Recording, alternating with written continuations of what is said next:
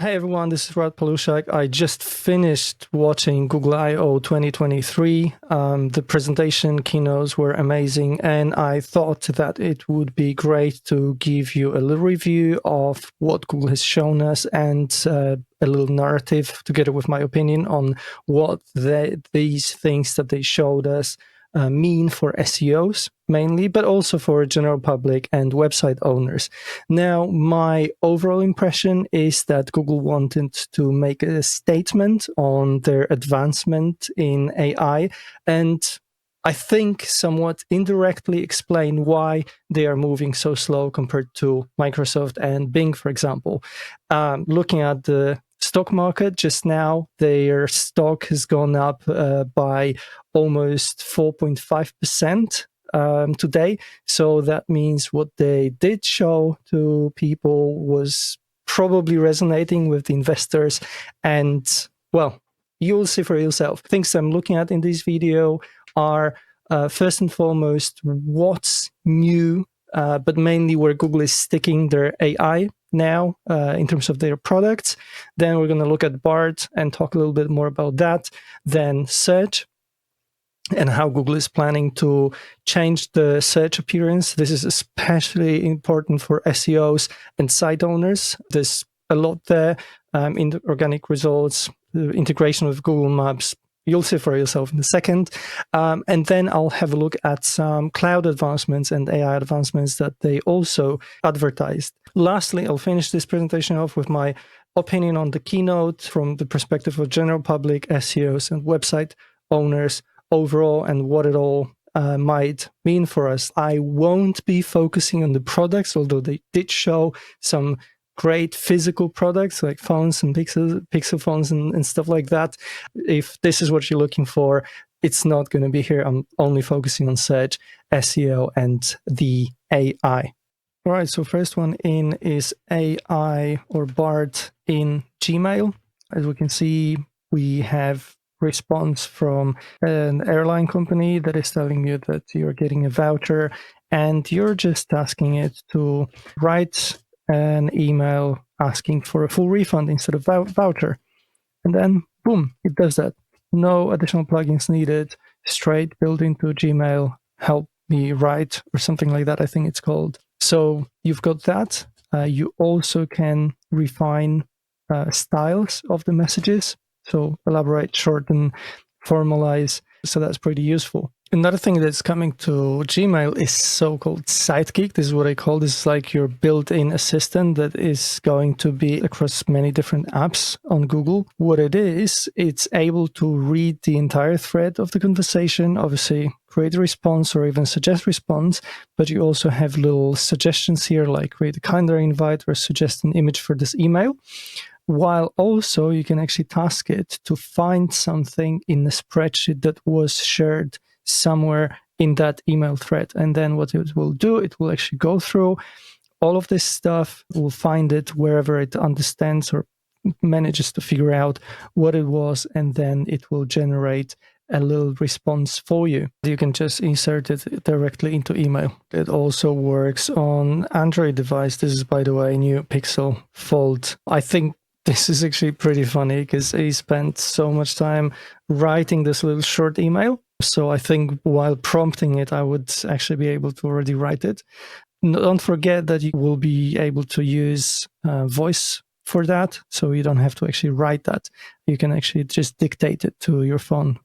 Okay, so what's new in BART? BART will be much better with programming. It will be able to generate code much better in over 20 languages, including Kotlin, Python, JavaScript, PHP, and some others. On top of that, it will also be adding references to the repository where it actually found or learned about this piece of code. This should be much more helpful to actually distinguish or understand whether or not this is something to rely on. On top of that, it will become much better at describing the code. You can also ask it to improve the code, and it will tell you where you can do improvements. Other than that, you can export it directly to Google Colab, so you're staying in the ecosystem, or to external apps like Replit. For example, Google announced their big partnership with Replit. So I think this is going to be very useful for the developers.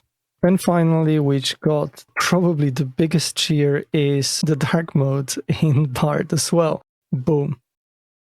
And obviously, it will be integrated with a lot of apps. I showed you Gmail already, but it will be able to put stuff directly into Gmail or Google Docs or some other apps. Something that I think I won't say are ripping off, but they're definitely copying from OpenAI and ChatGPT is integration with external tools. So OpenAI has plugins. Bard will be able to work directly with external tools. One of such tools is direct integration with Adobe Firefly, which is just mind-blowing because Adobe Firefly is on par, if not better than the latest models of Midjourney.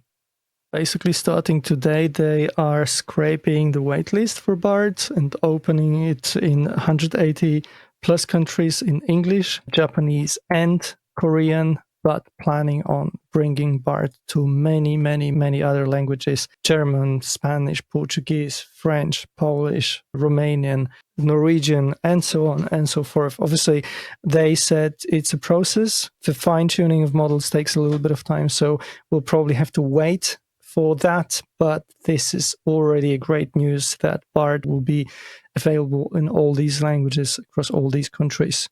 As I already showed you, Bard will be integrated across all Google ecosystem, so you can use it in Google Docs directly to generate some job description, for example, which you can then just go and fine-tune. But speaking of Bard, I think something that is even much more exciting than just being able to export stuff between different Google tools or being used directly in the docs is the tool they called Sidekick. And this is basically like this little assistant which you can open on the side, and pretty much like this little paperclip that was available in the old Microsoft Office. And I know a lot of people were joking that Microsoft should now implement something like that into Microsoft Office, but based on ChatGPT. So this is where Google basically beat them to it and is going to roll it out in Google Docs, which is great. So it's able to read all the content in your document. Then it gives you little suggestions on the continuation, on the story, just basically figuring out what you might want to do or where you might want to take this little thing or document or whatever you're writing. And you can basically put it directly, insert it as a note, or just take this generated response and include it directly in the content as you wish. So what she's doing here, she's doing it as notes and obviously using a little pointer, then inserting all of that. But as you can see also, Bard becomes multimodal, so it will also suggest images for the story. Speaking about multimodality of Bard, like must see in New Orleans, and it will already understand that this is a visual user intent, so it will bring you some images. And on top of that, also integrate with Google Lens. So you have an image, put it through Lens, and then prompt it to generate caption or understand or describe what's on the image, and it will do that for you. Finally, you can also ask it for some suggestions. Like, I'm looking for a college, but I'm not sure what I want to focus on. I'm into video games. What kind of programs might be interesting? And I think this list is great, but what is better, this is where everything in Bard comes together. You can ask it for universities that offer a specific program, like in this case, animation in, for example, a location like Pennsylvania, and it will give you the list. And then you can refine it and ask it to show this on the maps, and it will do that for you. And then with just probably one click, you can take it to Google Maps, navigate, or do whatever else you want with that. Then you can also put it in table, like the list, add the school type or any other information. You'll task it with researching. It will do that for you. And then you can also just click with one click, export it to Google Sheets, and here you have everything already in Google Sheets. You can share it with your peers or parents, or just use as a tracker for your own research.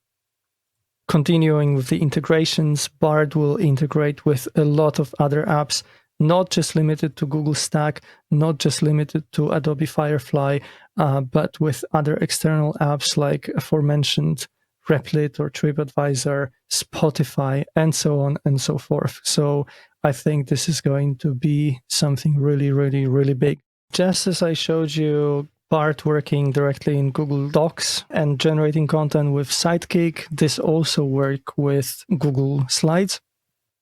So you can basically ask it to generate something for you. It does that. It predicts what columns you might be wanting to include here, but also introduces those interactive chips that Google has fairly recently also allowed to use in different Google apps like Docs or spreadsheets. The next one is Bard in presentations. This example I really liked. It connects Bard, its multimodality, with what you can actually do with the presentations. What she did here, she basically took a little bit of content, brought the Sidekick in, and she just pasted it into the Sidekick, and it just visualized pizza fondue for her. Obviously, this might not be great because this is style of clip art, so you can change it to a different type. We have illustration, background, clip art, photography, and then it will generate images over here. And then you have almost live photo of pizza fondue. I think Leary Ray said this doesn't look too great. I agree with that, but still, you can basically imagine or visualize whatever you want. Considering that it also connects with Firefly, this is going to be very, very, very powerful. She also mentioned that it will be generating around 6 images, so you have a lot to choose from, and not like with DALL-E or some other tools, it will only give you a few to choose. And all of that is coming to Google Workspace, apparently under a new service or tool called Duet AI for Workspace. They haven't mentioned exactly when it's going to be released or how much it's going to cost, if it's going to cost more or not, if it's going to be limited, or how it's actually going to work. I think obviously from their commercial perspective, it only makes sense to allow a certain number of generations or words or something, but obviously we can't really predict that for now. Another very useful feature in Google Slides will be generating or creating speaker notes for each slide. So it will analyze what is there on the slide and then try to help you to actually generate the outline of your presentation. Speaking of photos, Google will also use AI to allow you to edit photos, almost like you can do with Canva AI now or DALL-E. So let's say we have this person, we can just bring her a little bit closer, make her look like she's actually catching the water from this waterfall. And I think it did a pretty decent job with the little stones here. This is another example. Here we want to move position of the photo. So put our model or our talent to the right to see the actual full image. On top of that, we can replace the clouds, make it a bit more sunny.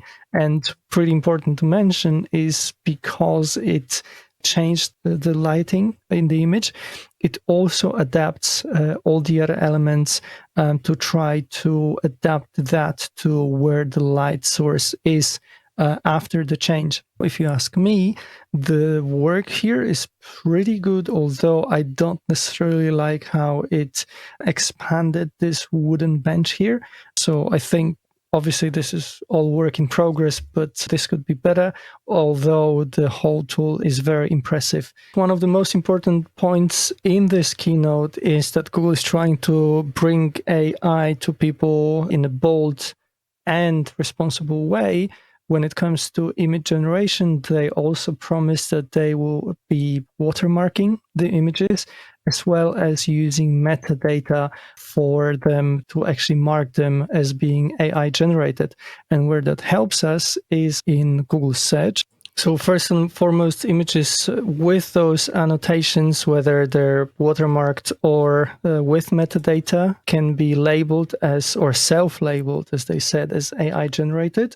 And this is going to be visible directly in Google image search or just Google search, where that or the image element also comes into play is additional security features where you can actually double check if the image is legitimate. So they're introducing this additional about this image option where you can actually see where Google first found it and gives you some context to, for yourself, decide whether or not this image is fake and maybe protect you from spreading disinformation. Obviously, it all works with Google Lens and it can show you additional information.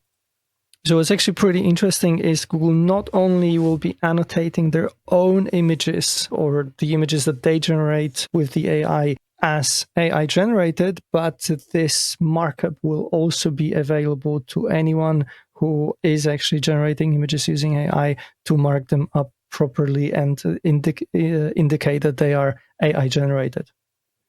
Last but not least, we have some new features coming to Google Maps. Google is already able to do those immersive 3D models of cities. So you can see, for example, the Eiffel Tower before you go there. What they're doing is they're actually expanding it to navigation. So if you set the navigation point, you can actually view the entire route as you go like that. And what's even better, it's actually aware of the time when you're going to be at certain points, and it will adapt with the traffic, with weather predictions, with any temperature stuff and things like that. So it will actually help you decide whether to leave earlier or something like that and adjust your trip. It will only roll out across certain cities. I think this is like very, very, very resource consuming. I think the cities that will have it very soon is London, New York, San Francisco, Tokyo, and I'm pretty sure he mentioned a few more, but I just don't remember them. All right, so now I think the moment that everyone was waiting for and the most exciting one for me is search. So I already showed you this thing here where Google is basically pulling data from probably search or something search related and showing you, for example, the must-see sites in New Orleans, which in and of itself looks to me already like a little search engine. Now, let's have a look how this search engine actually looks properly.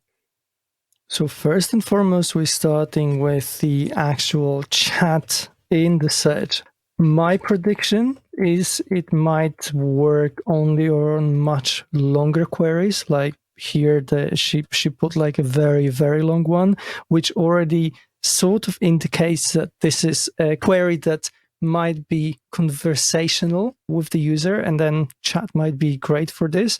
I think for the other queries, they will have this sidekick where it's you who is deciding whether or not you want BART and chat element actually included in your query.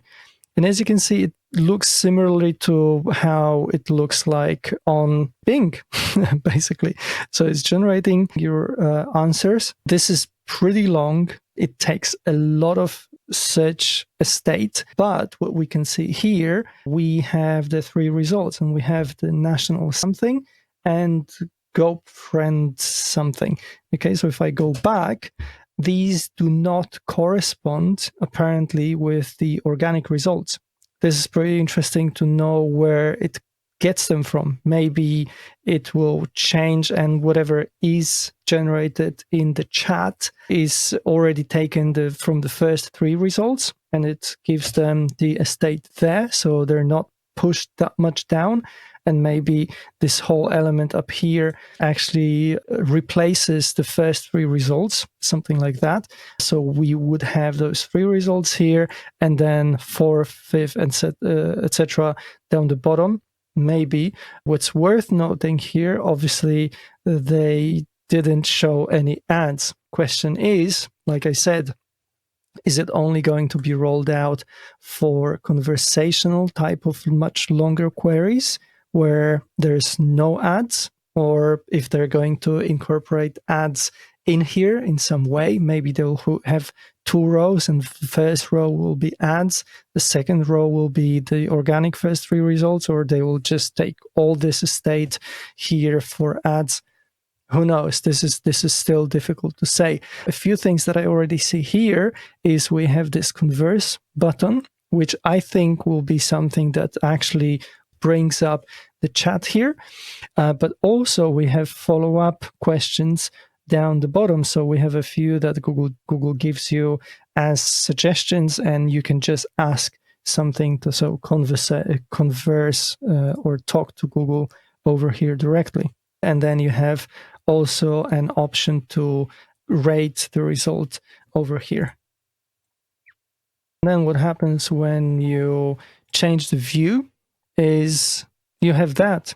And again, it's difficult to guess what these are. Is it something that relates to Bryce Canyon and Arches National over here? Or what is it? Are these different search results and more refined or narrowed down ones that are created based on basically breaking down your long query into subqueries? Or, yeah, difficult to say what it is exactly. Yeah, and as you can see, it's very, very, very extremely long. So I'm just wondering, yeah, what's happening with all this real estate here? Obviously, you can go down and look at your organic results, which are pushed way down. So yeah, it's pretty difficult to gauge how this is going to be put in practice. This is another example. In this case, we have a very commercial query, although still sort of long, sort of conversational. So good bike for a 5-mile commute with hills. So what really strikes me here, right off the bat, we have ads right at the top, because this is a very commercial query. So obviously Google is able to figure out those bikes. And yeah, just below that, we have products. By the way, for me, that looks impressive as hell, because you have reviews, you have prices, you have useful descriptions, you have brands and images. It's great. It begs the question if Google will put their hands into that in terms of the ads, or maybe they will just use it as they announced here in this keynote based on Google's shopping graph. What Google Shopping Graph is a humongous database of over 35, I think, billion product listings, where they are updated very frequently. And I think, according to some stats that they shared, every hour 1.8 billion updates on the products are happening. It's very comprehensive, and it includes all of these different informations like that.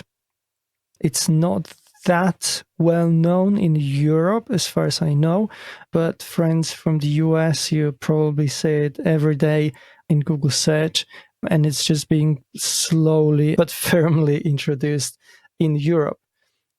Again, will Google introduce ads here, or won't it? Who knows where these products are coming from in terms of how is Google picking them up? Again, another question, another mystery. It's pretty difficult to know exactly. Obviously, they add ads at the top, but what they do with the products, how they pick them up, again, how they choose those 3 results here, this is unknown. At the bottom here, similarly to the other non-commercial query, we have the options to refine what we're looking for. And just below that, and only after below that, we have the organic search results. So again, this real estate here is really taken by the generative AI. And yeah, other than that, it looks like something we've seen in Bing. So you can ask follow-up questions. It shows you a little story of or your actual conversation. If you ask me, that looks really nice visually. So I suppose you can continue down this rabbit hole for a while and narrow down this query a lot. Now, what's interesting, those products are clickable. So if you click on them, it actually brings up this little product card. I think what will really be important here is the schema markup from the SEO perspective, and the options where you can buy that. Again, doesn't necessarily look like only the big guys are here, although Best Buy, Bicycle Warehouse, they're very well known. I don't personally know Event and Electric Bikes, so I can't judge or guess whether or not they're big guys or no, or if they had to do something super special to appear here. If you guys know how that works a little bit more, how to get into Google Shopping Graph, then that would be useful, and please share it with me. Obviously, other than that, we have some other conversational types queries. You can see here another very cool example here where it comes from a question: build me a quiz on California bike hand signals. And it actually gives you a little quiz. I'm curious to know if, and I think it would be very useful to be able to just click on that quiz and put it directly into Google Forms, for example. That would be a killer feature. Let's see how it looks like on mobile. I'll just put this on the left here. This one isn't even necessarily conversational query, just why do whales like to sing? As we can see, it generates that and it pushes everything down. So you can't see anything other than the generative AI response above the fold. So this is actually pretty worrying, because I think users, knowing the attention span and knowing humans' curiosity to learn more, they might actually really spend a lot of time over here and not necessarily click into the search results. So just keep narrowing down the query. Although as we can see, we have those sort of organic results, so that might save some traffic. The worry that I have here is that this is actually going to take users to spend a lot of time just researching stuff, playing around with this and learning more, which is great because we want people to get educated and learn a lot of stuff. Although I don't know how it's going to, or if it's going to be that good from the SEO perspective for the traffic. Yeah, it was really cool is that you can just ask follow-up questions similarly to what you can already do in Bing or in ChatGPT. But obviously, it's good to see that Google remembers that content that you put before, remembers this conversation, kind of keeps it under one chat. So obviously, contextually, she was asking about whales before. Now she's asked about the plush toy, and it's first and foremost going to show her toys. So shopping, which is commercial query.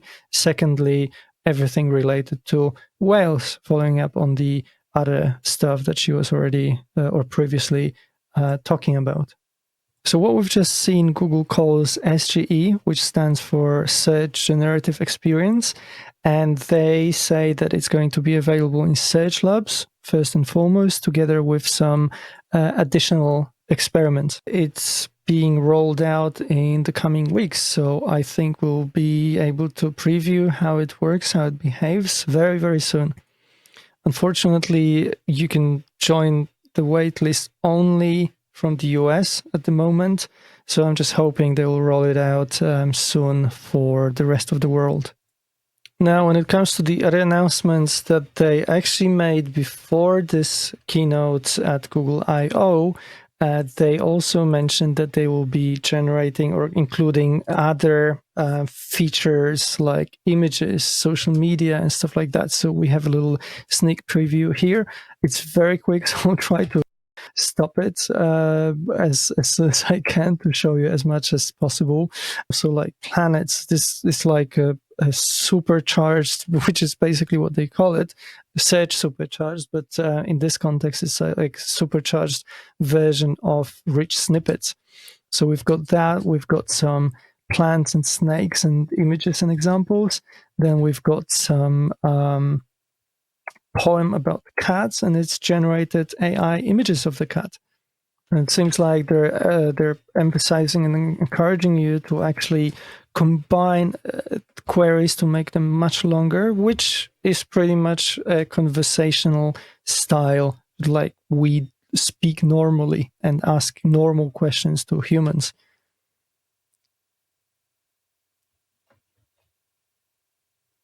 Yeah, another example with dresses, we see prices again. Question is, are these going to be ads or organic results? And if organic results, how to optimize for them better, how to win those little images, little results here.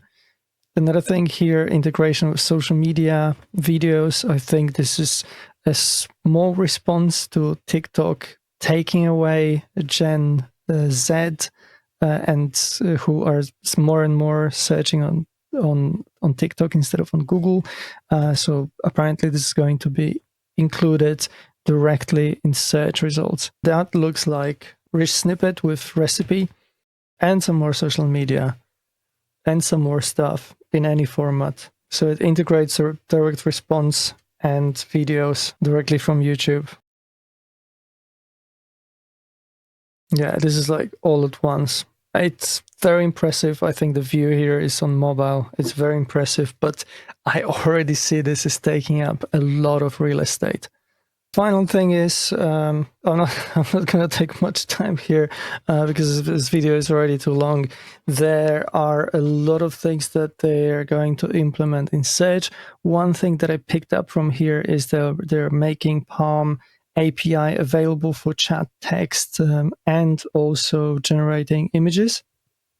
It seems like there's two different types, so like embedded text and the normal text. What's pretty interesting here is you can actually allow this chat to learn based on the information on the internet. So like you pick up website and it basically indexes your public website and creates your own search engine or your own chat within that information that it finds on your site.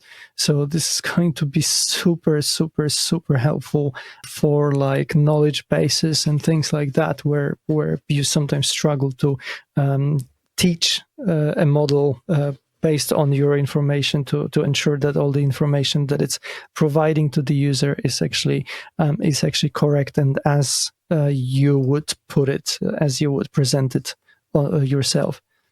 With that, they also showed a few other models like Chirp, which is a speech model.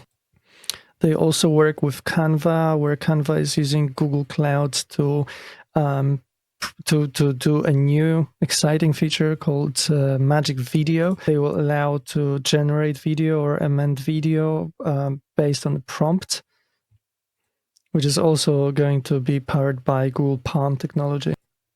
Yeah, Imagine will be like this generation model that works with prompts, so probably similar to DALL-E, Cody, which will be basically the coding slash dev tool, and Chirp, which I already mentioned, which is this audio model and speech recognition that will work with so many languages. So yes, here you have it. A lot of exciting news. I'm mostly excited from the general public perspective with the integration with Gmail, Google Docs, slides, and all of that, image generation. This is going to save me so much time and help me with doing so many things. From the SEO perspective, as well as website owner perspective, I already see how this can take a lot of traffic away from websites directly. So whatever you have, in terms of organic traffic, because the search results or the generative results will take so much real estate on the search results pages, I think this is pretty dangerous.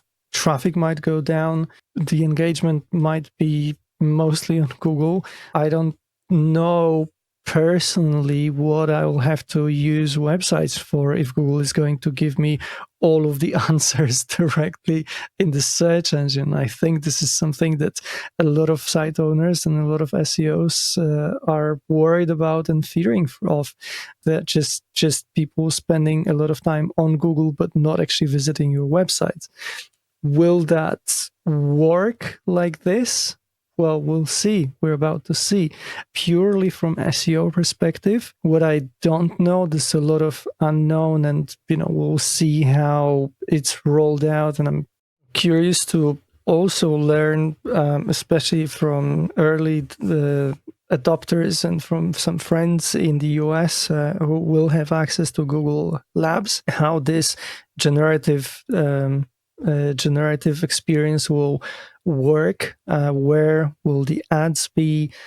On the other hand, how to better optimize it, where Google takes those results. I think this will be a pretty new thing where we'll have to test and figure out, what these results, where they connect with, and then optimize based on that. One thing is for sure, these are changes that are coming. They're exciting. And, well, we do what SEOs always do. We will adapt and find out what this algorithm is doing, crack it and optimize and bring traffic, hopefully, or at least what's left of it. I hope you enjoyed this video. If you did, please let me know what you think. Give me some feedback. All ears, and thank you very much for tuning in.